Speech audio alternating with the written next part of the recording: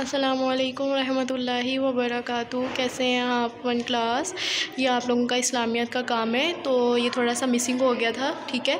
تو آپ لوگوں نے نا یہ ڈکٹیشن ورڈز املا کے الفاظ جو ہے نا یہ نوٹ کر لینے ہیں، ٹھیک ہے؟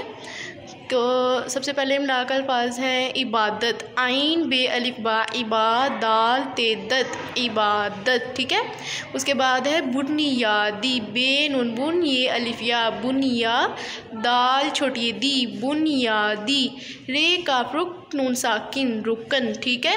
ہے کاف حکم میم ساکن حکم، کاف الف کا حمزہ اور میم ہے، ٹھیک ہے؟ یہ حمزہ اور میم قائم ہو جائے گا، قائم، ٹھیک ہے؟ آپ لوگوں نے یہ املا کے الفاظ کرنے ہیں، ٹھیک ہے؟ یہ مسنگ ہو گیا تھا لیکن آپ لوگوں نے پیارا پیارا کام کرنا ہے، اور یہ آپ کا جو ابھی چیپٹر کر رہے تھے نا آپ لوگ نماز والا، یہ اسی کے ہیں۔ آپ لوگوں نے یہ نوٹ کر لینے، 5 ہیں، اور 5 کے 5 آپ لوگوں نے یاد بھی کرنے ہیں، اپنی کاپیز پہ نوٹ بھی کرنے ہیں، ٹھیک ہے؟ یہ آپ لوگوں نے کرنا ہے۔